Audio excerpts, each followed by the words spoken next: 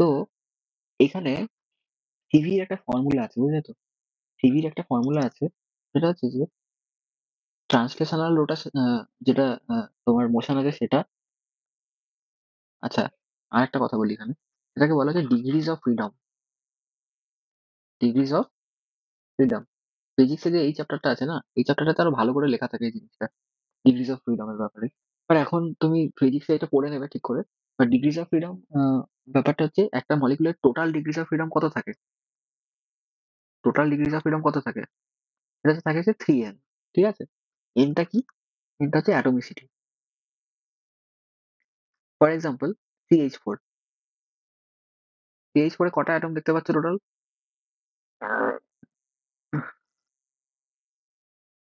5টা, মানে n equals to 5। ঠিক আছে? তারপর হচ্ছে ন্যাপথালিন। ঠিক আছে? কটা অ্যাটম দেখতে পাচ্ছ টোটাল?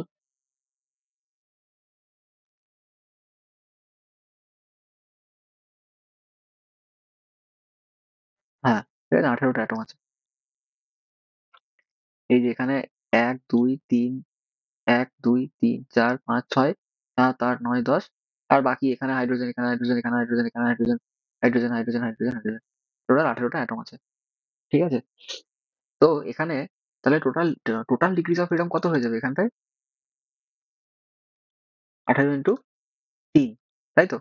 54। তো এই যে আমরা বলছি এটা ডিটেলসে, ঠিক আছে? টোটাল ডিগ্রিজ অফ ফ্রিডম কত হয়? 3n। এই টোটাল 3n এর মধ্যে ট্রান্সলেশনাল মোশনের জন্য কতগুলো খরচা হয়? ট্রান্সলেশনাল মোশনের জন্য কতগুলো খরচা হয়? 3টে। 3টে ডিগ্রিজ অফ ফ্রিডম ওর জন্য খরচা হয়। ঠিক আছে? আচ্ছা, ভাইব্রেশনালের জন্য, ভাইব্রেশনাল বলছি, সরি, রোটেশনালের জন্য কত খরচা হয়? রোটেশনাল মোশনের জন্য, রোটেশনাল মোশনে, হ্যাঁ, দুটো হয়। কখন? যখন মলিকিউলটা লিনিয়ার হয়। ঠিক আছে? আর যদি নন লিনিয়ার মলিকিউল হয়, 3টে হয়। ঠিক আছে? হ্যাঁ, লিনিয়ার মলিকিউলের একটা এক্সাম্পল বলো। CO2 linear. ঠিক আছে? আর নন লিনিয়ার তো ভুরি ভুরি এক্সাম্পল। হ্যাঁ, CH4, যে কোনো গাদা গাদা এক্সাম্পল আছে। ঠিক আছে? আচ্ছা, এখানে অনেকে কনফিউজ করে ফেলে। লিনিয়ার হচ্ছে এটা, প্লেনার হচ্ছে কিন্তু এটা। লিনিয়ার আর প্লেনারের মধ্যে তফাৎ আছে। BF3, BF3 কিন্তু প্লেনার মলিকিউল, কিন্তু নট লিনিয়ার। CO2 হচ্ছে লিনিয়ার, বিকজ তাকে আমরা লাইনে আঁকতে পারি। ঠিক আছে? তো লিনিয়ার মলিকিউল এখানে কনসিডার করি আমরা, প্লেনার মলিকিউল কিন্তু না। ঠিক আছে? তো এটা হচ্ছে রোটেশনাল মোশনের জন্য গেল। আচ্ছা, তাহলে ভাইব্রেশনাল মোশনের জন্য কতগুলো খরচা হবে আমাদের? ভাইব্রেশনাল মোশনের জন্য আমরা ফার্দার এটাকে দুভাগে ভাগ করব। না না, একটা না। দেখো, ভাইব্রেশনাল মোশন এখানেও ফার্দার দুটো ভাগে ভাগ করতে হবে। ঠিক আছে? লিনিয়ার আর নন লিনিয়ার। তাহলে টোটাল হচ্ছে 3n। তার মধ্যে যদি লিনিয়ার মলিকিউল হয়, ট্রান্সলেশনের জন্য 3টে, আর রোটেশনালের জন্য 2টো খরচা হয়ে গেল। তাহলে এখন কতগুলো পড়ে থাকলো? 3n হচ্ছে টোটাল, তার মধ্যে ট্রান্সলেশনের জন্য 3টে, রোটেশনালের জন্য 2টো খরচা হয়ে গেল। তাহলে এখন কতগুলো পড়ে থাকলো? 3n minus 5। ঠিক আছে? আর এখানে সিমিলারলি 3n হচ্ছে টোটাল, তার মধ্যে 3টে হচ্ছে ট্রান্সলেশনের জন্য খরচা হলো, আর টোটাল কটা এখান থেকে রোটেশনাল কটা খরচা হলো? 3টে। তাহলে টোটাল কত থাকলো? 3n minus 6। ঠিক আছে? এইটা হচ্ছে ব্যাপার। তাহলে টোটাল ডিগ্রিজ অফ ফ্রিডম হচ্ছে 3n, তার মধ্যে 3টে ট্রান্সলেশনের খরচা হয়। লিনিয়ার হলে ভাইব্রেশন, সরি, রোটেশনালে 2টো, ভাইব্রেশনালে 3টে, আর বাকি যেটা পড়ে থাকলো সেটা হচ্ছে ভাইব্রেশনে খরচা হয়। ঠিক আছে? একটা অ্যাডিশনাল ইনফরমেশন দিই, এই যে এই যে 3n মাইনাস 5 এলো না, এর মধ্যে আবার ভাইব্রেশনালের মোড হয়, যেটাকে বলা হয় স্ট্রেচিং মোড আর বেন্ডিং মোড। স্ট্রেচিং এ কতগুলো খরচা হয় জানো তো? n minus 1। ঠিক আছে? তাহলে বাকি কতগুলো থাকলো? তো 3n মাইনাস 5 থেকে n মাইনাস 1 তুমি খরচা করে দিলে, কতগুলো থাকলো? 2n minus 4। তাই তো? তার মানে বেন্ডিং এ 2n মাইনাস 4 এতগুলো মোড হচ্ছে বেন্ডিং করবে, আর n মাইনাস 1 গুলো হচ্ছে স্ট্রেচিং করবে। সিমিলারলি এখানেও স্ট্রেচিং এর জন্য আবার n মাইনাস 1, আর বেন্ডিং এর জন্য 2n মাইনাস 5 হয়ে যাচ্ছে। দেখো, এতগুলো হচ্ছে বেন্ডিং এ খরচা।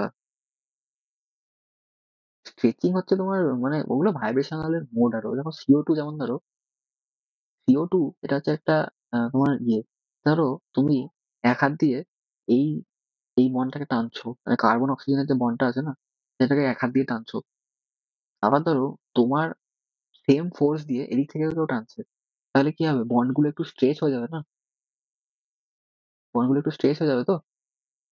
এবার দেখো তোমার, তুমি যা ফোর্স দিয়ে টানছো এদিকে তো সেম ফোর্স দিয়ে টানছে না, সুতরাং বন্ড গুলোর যে ইলংগেশন হলো, যতটা লম্বা হবে, ঠিক আছে, এদিকে যতটা লম্বা হবে এদিকেও তো ঠিক ততটাই লম্বা হবে না। এটাকে বলা হয় হচ্ছে সিমেট্রিক স্ট্রেচিং।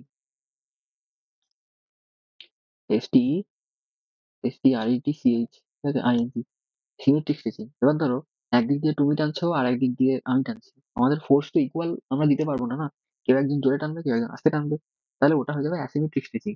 এগুলো হচ্ছে স্ট্রেচিং এর মোড। একটা জিনিস আমরা সলভ করবো এখানে, সেটা তুমি করবে নিজে, আমি জাস্ট হেল্প করবো কোথাও আটকে গেলে। হ্যাঁ দেখাচ্ছি।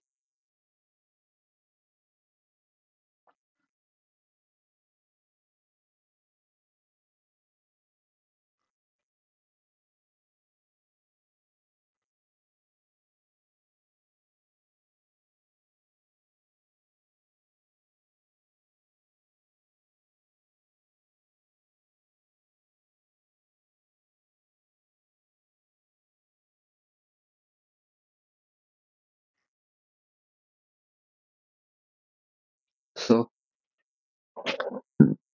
এখানে আহ, লেখো যে অ্যাটমিসিটি, অ্যাটোমাইসিটি,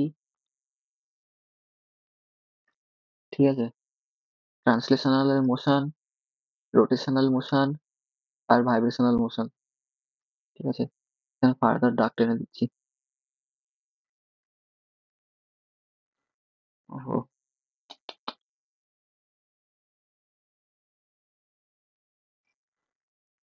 এই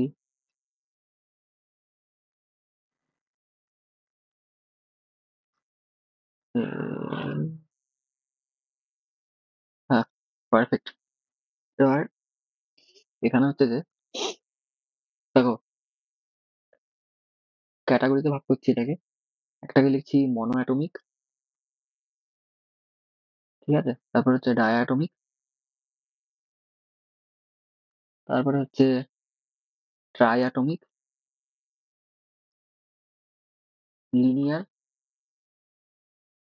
আর আরেকটা করছি category try atomic, non linear, ঠিক আছে, নন লিনিয়ার। তো মনো অ্যাটমিক, সাপোজ এক্সাম্পল হচ্ছে, বলো একটা এক্সাম্পল, এই ধরো আর্গন বা ধরো হিলিয়াম, এটা মনো অ্যাটমিক, তাই না। ডাই অ্যাটমিকের একটা এক্সাম্পল বলো, অক্সিজেন, হাইড্রোজেন, ঠিক আছে, নাইট্রোজেন, এ ধরনের এক্সাম্পল গুলো হতে পারে। আচ্ছা, ট্রাই অ্যাটমিক লিনিয়ারের একটা এক্সাম্পল দাও তো। CO2, ইয়েস, এক্সাম্পল হচ্ছে CO2, বা এটা হতে পারে CH2, বা এইটা তোমার COS, হ্যাঁ, এই ধরনের হতে পারে, বা ধরো N3 মাইনাস, এই ধরনের, এটা সবাই লিনিয়ার, ঠিক আছে। আর ট্রাইঅ্যাটমিক নন লিনিয়ার, H2O হতে পারে, ঠিক আছে। আর বলো BF3, BF3 চারটে অ্যাটম হয়ে যাচ্ছে না, আরো কিছু একটা, হ্যাঁ খুঁজে নিবে বাড়িতে, নিজে নিজে এক্সাম্পল দেখবে, হ্যাঁ দেখলেই মনে পড়বে এক্সাম্পল, নিশ্চয়ই চারটে হয়ে যাচ্ছে না। আর অক্সিজেন সিরিজেরই আর একটা কেউ হবে, H2S ও হবে, ঠিক আছে। হ্যাঁ হ্যাঁ হবে, O3 হবে, O3 অলসো নন লিনিয়ার, ঠিক আছে। আচ্ছা, তো আমাকে বলো, এটা ট্রান্সলেশনাল রোটেশনাল, ট্রান্সলেশনাল মোশনের জন্য কটা করে খরচা করে বললাম, ডিগ্রিজ অফ ফ্রিডম, তিন। হ্যাঁ, আচ্ছা, এদের তো কোনো রোটেশনাল হয় না, ভাইব্রেশনালও হয় না। আচ্ছা, ডায়াটমিক, ট্রান্সলেশনের জন্য তিন। ডায়াটমিক, এটা তো ডায়াটমিক, দেখো দুটো অ্যাটম অবভিয়াসলি লিনিয়ারই হবে, তাই না, দুটো অ্যাটম আবার নন লিনিয়ার কি করে হবে, তো দুটো অ্যাটম মানে অলওয়েজ লিনিয়ার, এবং লিনিয়ার মলিকিউল রোটেশনের জন্য কটা করে খরচা করে ডিগ্রিজ অফ ফ্রিডম, দুটো করে। তাহলে কটা পড়ে থাকলো আর, টোটাল হচ্ছে 3n, আর ডাইঅ্যাটমিক মানে 3 ইন্টু 2 মানে টোটাল 6। 6টার মধ্যে 3টে ট্রান্সলেশনে খরচা করে দিল, 2টো এতে খরচা করে দিল রোটেশনে। তাহলে কটা পড়ে থাকলো আর? একটা না? একটা। ঠিক আছে? তাই তো? বুঝতে পেরেছো তো? 3n হচ্ছে টোটাল। তাহলে 3n এর মধ্যে এখানে n কত? ডাইঅ্যাটমিক তো, মানে n ইকুয়ালস 2, মানে টোটাল 6। তাই তো? 6 এর মধ্যে 3টে ট্রান্সলেশনে খরচা করে দিল, 2টো রোটেশনে খরচা করে দিল। তাহলে আর কটা পড়ে থাকলো? একটা না? তার মানে ভাইব্রেশন আর মোশনের জন্য কত ডিগ্রিজ অফ ফ্রিডম পড়ে থাকলো আর? একটা। আচ্ছা, এবার ট্রাইঅ্যাটমিক লিনিয়ার ট্রান্সলেশনের জন্য 3, লিনিয়ার তার মানে এখানে 2 আসবে, তার মানে 4 হবে। ইয়েস। আর ট্রাইঅ্যাটমিক নন লিনিয়ারটা বলো? 3 হবে, রোটেশনের জন্য 3 হবে। আচ্ছা ভাই, এটাও 3 হবে। Right? So now we have to calculate the CV. ঠিক আছে? সিভিতে আমরা দুটো জিনিস দেখবো। একটা আমরা লিখবো যে excluding excluding vibrational degrees of freedom. আমি ভাইব্রেশনাল ডিগ্রিজ অফ ফ্রিডম কি দিয়ে লিখছি দেখছো তো? ইটা দিয়ে লিখছি, হ্যাঁ, ইটা দিয়ে। আর একটা হচ্ছে ইনক্লুডিং তোমার হচ্ছে ভাইব্রেশনাল ডিগ্রিজ অফ ফ্রিডম। ঠিক আছে? তাহলে এবার বলো কি কি হবে? এক্সক্লুড করে কত হবে আর ইনক্লুড করে কত হবে? এটাকে ফার্দার দুভাগে ভাগ করে দিলাম। ঠিক আছে? আচ্ছা, ও সিভির ফর্মুলাটা তোমাকে বলা হয়নি না, এই পেজে লিখে রাখো, হ্যাঁ, সিভির ফর্মুলাটা লিখে রাখো। সিভি সমান, লেখো যে translational degrees of freedom plus rotational degrees of freedom plus twice of vibrational degrees of freedom by 2 into R. ঠিক আছে? By 2 into R. ওকে, আর কি? Gas constant. আরটা কি?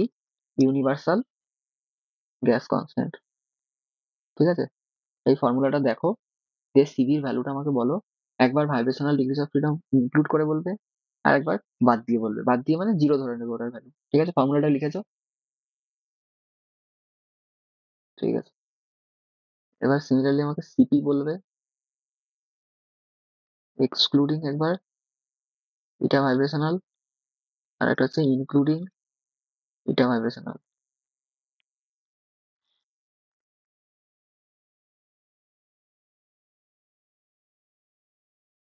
আর একটা বলবে যে গামা কত হলো। ঠিক আছে? একবার হচ্ছে বলবে এক্সক্লুডিং এটা ভাইব্রেশনাল, আর একটা হচ্ছে ইনক্লুডিং এটা ভাইব্রেশনাল। ঠিক আছে? এই ছকটা আমাকে ফিল করে বলো। আর গামা সমান কত? CP by CV. হ্যাঁ। সি- আরে, সিভির ফর্মুলাটা দেখলে তো? সিভির কি ফর্মুলা? এবার সিভি আর না? ঠিক আছে, সিভি গুলো আগে সব বার করে নাও। সিভি গুলো বার করে দেন, সিভি গুলো বার করতে ইজি।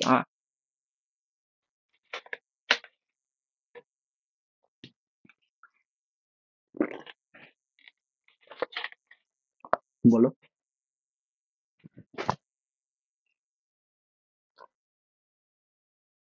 3r/2, 3r/2, তারপরে?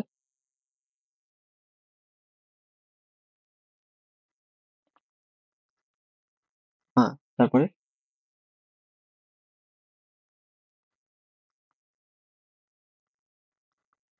তারপরে?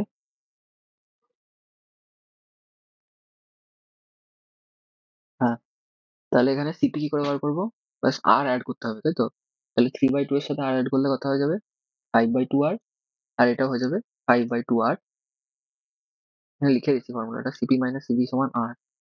তার মানে হয়ে যাবে সিপি সমান আর প্লাস সিভি। তার মানে এটা কত হবে? 5/2 এর আর এর সাথে 7/2r, 9r/2। আর এটা হয়ে যাবে 7/2r এগেন, আর এটা 15r/2। এটা 4r, 7r। আচ্ছা, সিমিলারলি আমরা গামাটা কি করে বার করবো? ফার্স্টে এক্সক্লুডিং করছি, সুতরাং এইটা এইটা বাই এইটা, তাই না? তার মানে এটা হয়ে যাবে কত? 5/3।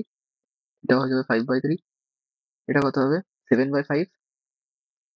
আর এটা 9/7, তারপরে 7/5, 7, আর এটা 15/13, তারপরে 4/3,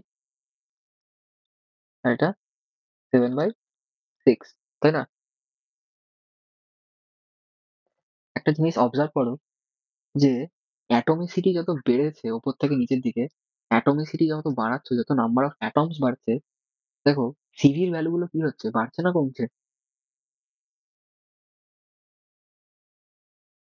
সিভির ভ্যালু গুলো,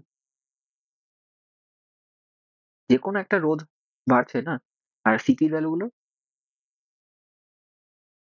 না না, ভালো করে তাকাও, এইখানে দেখো, এইখানে, হ্যাঁ এখানে দেখো 2.5 আর, এটা 3.5 আর, এটাও 3.5 আর, এটা 4 আর, বাড়ছে না ভ্যালু, সবার বেড়ে যাচ্ছে। তার মানে আমরা বলতে পারি এক্ষেত্রে যে অ্যাটমিসিটি যত ইনক্রিজ করবে, সিপির ভ্যালু, সিভির ভ্যালু সব ইনক্রিজ করবে। কিন্তু বাট দেখো গামার ভ্যালুটা তাকাও তো, গামার ভ্যালুটা তাকাও তো, ইনক্রিজ করছে না ডিক্রিজ করছে? গামা ডিক্রিজ করছে, তাই তো? ফ্র্যাকশন গুলোকে চেক করলে বুঝতে পারবে যে গামা ডিক্রিজ করছে। সুতরাং অ্যাটমিসিটি যত বাড়ে, গামা ডিক্রিজ করে, কিন্তু সিপি সিভি ইন্ডিভিজুয়ালি তার ভ্যালু কিন্তু বেড়ে যাচ্ছে। হ্যাঁ,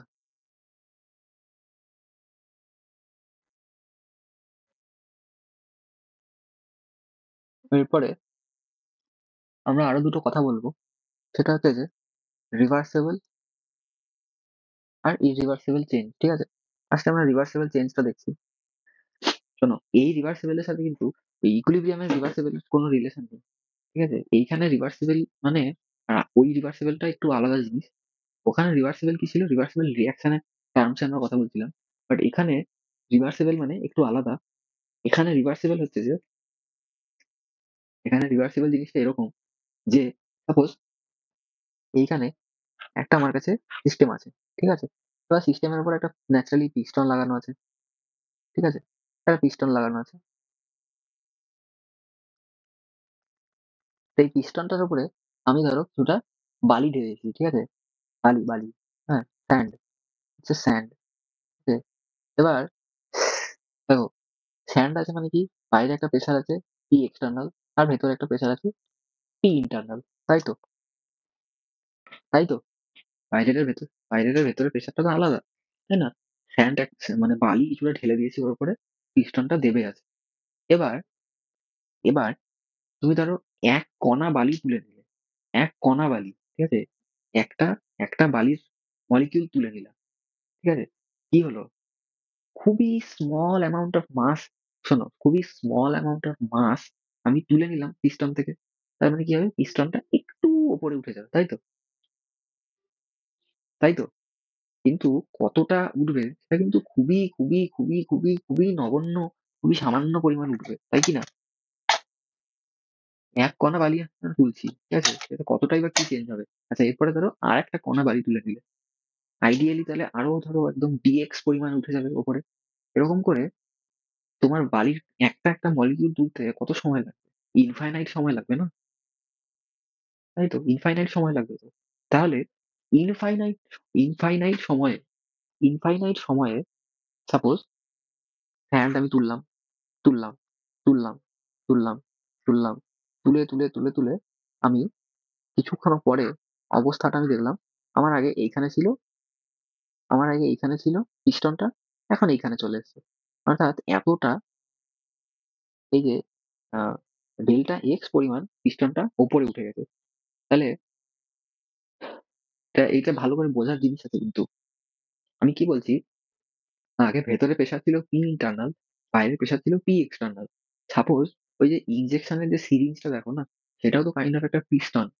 এবার সেই পিস্টনটা মধ্যে যদি কোনো একটা গ্যাস ভরে রেখে দাও, তাহলে পিস্টনটা উপরে উঠতে শুরু করে, ঠিক আছে?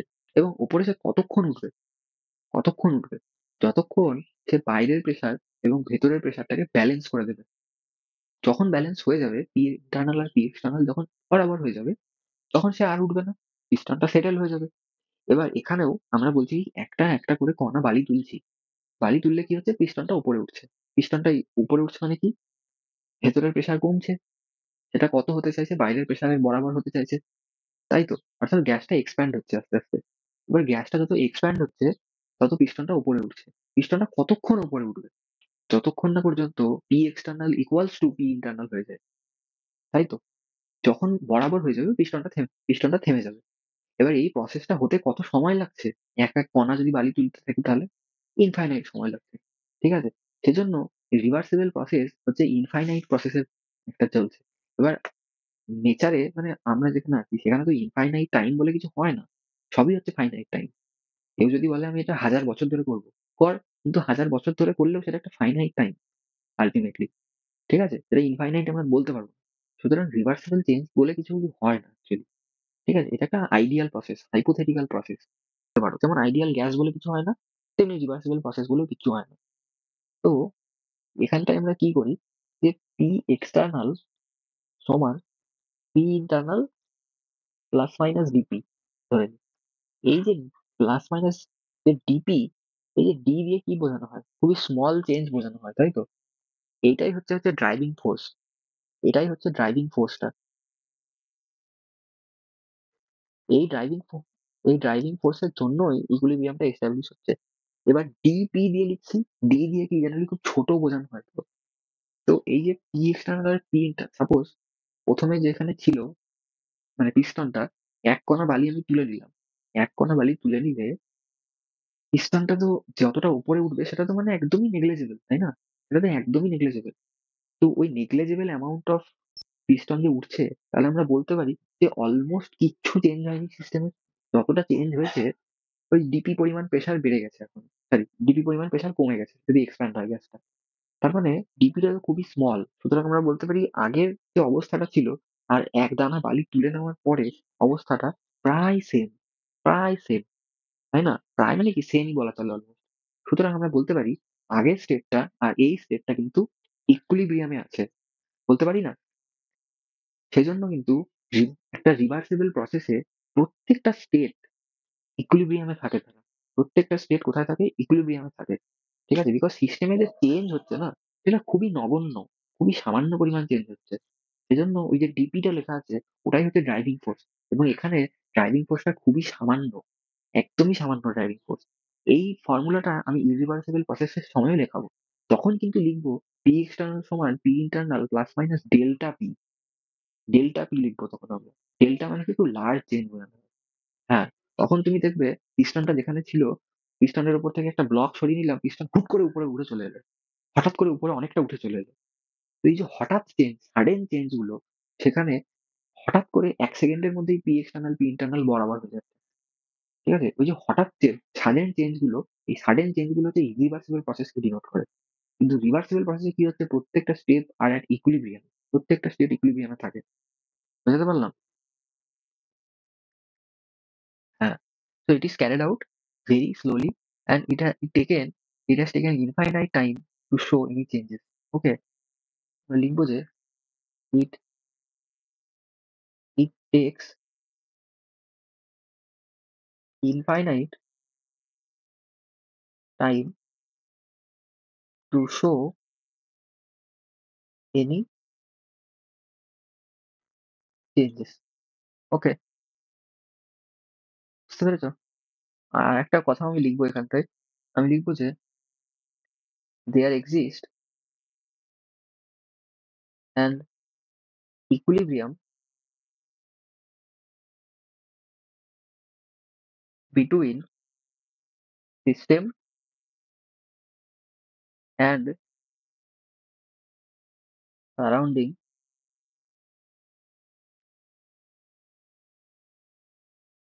throughout THROUGH throughout the change. বুঝতে পারছো? সিস্টেম আর সারাউন্ডিং এর মধ্যে যতক্ষণ এই রিভার্সিবল প্রসেসে কোনো সিস্টেম যাবে, রিভার্সিবল প্রসেসের মধ্যে দিয়ে কোনো সিস্টেম যাবে, যে কোনো চেঞ্জ হচ্ছে, যে কোনো চেঞ্জ আমরা করতে চাইছি, সেই চেঞ্জটা যদি রিভার্সিবল চেঞ্জ হয়, তাহলে প্রত্যেকটা স্টেজে ওই এক এক কণা বালি যে সরাচ্ছ, ওই প্রত্যেকটা স্টেজে সিস্টেম এবং সারাউন্ডিং আমরা বলতে পারি ইকুইলিব্রিয়ামে আছে। সিস্টেম এবং সারাউন্ডিং ইকুইলিব্রিয়ামে আছে। ইকুইলিব্রিয়ামে যেমন কি আপেক্ষিকভাবে দেখে বাইরে থেকে দেখে কি মনে হয় রিঅ্যাকশনটা থেমে আছে। তেমনি এখানেও তোমার দেখে মনে হবে পিস্টনটা থেমে আছে। উপরে উঠছে না। কিন্তু ও কিন্তু dx পরিমাণ উপরে উঠতে থাকছে। dx পরিমাণ উঠতে থাকছে উপরে। এবং ইনফাইনাইট টাইমে সে কিন্তু উঠে যাবে। সুতরাং রিভার্সিবল চেঞ্জ ইররিভার্সিবল চেঞ্জে যেই চেঞ্জটা কয়েক সেকেন্ডের মধ্যে হয়ে যায় সেটা কিন্তু ইরিভার্সিবল হতে ইনফাইনাইট সময় লাগে। বোঝাতে পারলাম? কিন্তু তবুও reversible process is a better process than irreversible process. Reversible প্রসেসটা সবসময় বেটার প্রসেস। সেটা যখন কার্নোট ইঞ্জিন পড়বে তখন বুঝতে পারবে কেন বলেছিলাম কথাটা। But reversible process is always a better process. ঠিক আছে? বিকজ এখানে একটা সিস্টেমকে কম পরিমাণ এনার্জি দিতে হয় এবং সে বেটার আউটপুট দেয়। মানে খুব কা মানে আমরা একটা কথা শুনেছো তো এফিসিয়েন্সি বলে না এফিসিয়েন্সি এ বেশি এফিশিয়েন্ট কেন বলে? বিকজ অল্প সময়ে অনেক কাজ করতে পারে। তাই তো? তেমনি একটা ইঞ্জিনেরও এফিসিয়েন্সি ভালো মানে কি বোঝানো হয়? ইঞ্জিনের এফিসিয়েন্সি বলতে বোঝানো হয় যে ওকে কম অ্যামাউন্ট অফ ওয়ার্ক ডান তুমি করো, কম অ্যামাউন্ট অফ ওয়ার্ক ডান ওর উপরে করো, ও বেটার অনেক বেশি ওয়ার্ক করতে পারবে। মানে কাউকে অল্প পরিমাণ এনার্জি দিচ্ছি, সে প্রচুর পরিমাণ কাজ করে দিচ্ছে। তার মানে আমরা কি বলবো? এফিশিয়েন্ট না সেটা? রিভার্সিবল প্রসেসে কিন্তু তাই হয়। ঠিক আছে? রিভার্সিবল প্রসেসে সাপোজ একটা গ্যাসকে তুমি একটা সাপোজ ধরো ৫ এটিএম থেকে ১০ এটিএম এ এক্সপ্যান্ড করালে একটা গ্যাসকে রিভার্সিবল প্রসেসে। ঠিক আছে? ৫ এটিএম থেকে ১০ এটিএম এ আমি কি করালাম? এক্সপ্যান্ড করালাম। এখানে যে পরিমাণ এনার্জি লাগবে সেটা ইরিভার্সিবল এ করালে কিন্তু তার থেকে কম বেশি এনার্জি লাগবে কিছু একটা। ঠিক আছে? আবার সেই গ্যাসটাকে কমপ্রেস করতে ওই আবার ১০ এটিএম থেকে ৫ এটিএম এ কমপ্রেস করে দাও। তখন দেখবে আবার রিভার্সিবল এ অন্য এনার্জি দিতে হচ্ছে। আর ইরিভার্সিবল এ বেশি অ্যামাউন্ট অফ এনার্জি দিতে হচ্ছে গ্যাসটাকে কমপ্রেস করতে। বুঝতে পারছো? গ্যাসটাকে কমপ্রেস করতে বেশি এনার্জি দিতে হচ্ছে। তুমি দেখতে পাবে নিউমেরিক্যাল সলভ করতে গিয়ে নিজেই বুঝতে পারবে। ওকে? তো এটা হচ্ছে রিভার্সিবল প্রসেস গেল। ঠিক আছে? এরপর হচ্ছে ইরিভার্সিবল প্রসেস। ইরিভার্সিবল প্রসেস নিয়ে খুব বেশি কিছু বলার নেই। ইরিভার্সিবল প্রসেস ওটাই যেখানে কোনো বালি-ফালির কোনো গল্প নেই। ইরিভার্সাল চেঞ্জটা হচ্ছে কি? এটা হচ্ছে সাডেন চেঞ্জ। ঠিক আছে? সাডেন চেঞ্জ এবং লার্জ চেঞ্জ। আমরা বলতে পারি যে আমরা প্যাকেটে লিখবো যে large amount of change in a very short span of time. ঠিক আছে? Large amount of change in a very short span of time. ওটা লিখছি না। লার্জ চেঞ্জ লিখছি। হ্যাঁ, লার্জ চেঞ্জের সিগনিফিকেন্সটা কিন্তু বুঝতে হবে তোমাকে। কেন আমি কথাটা লিখেছি। ওকে? সেখানটায় যেকোনো ধরো P এক্সটার্নাল সমান P internal plus minus delta P লেখা হয়। ঠিক আছে? মানে হুট করে চেঞ্জ হয়ে গেল। বা ইরিভার্সিবল যেকোনো চেঞ্জ শুধুমাত্র প্রেসার দিয়ে না, সাপোজ ধরো এক্সটার্নাল টেম্পারেচার আছে আর ইন্টারনাল টেম্পারেচার আছে। এই দুটোকে ব্যালেন্স করতে কিন্তু হঠাৎ করে অনেকটা টেম্পারেচার চেঞ্জ হয়ে যাবে। বুঝতে পারলে? যেকোনো চেঞ্জই হবে হঠাৎ করে। অনেকটা চেঞ্জ হয়ে যাবে হঠাৎ করে। ঠিক আছে?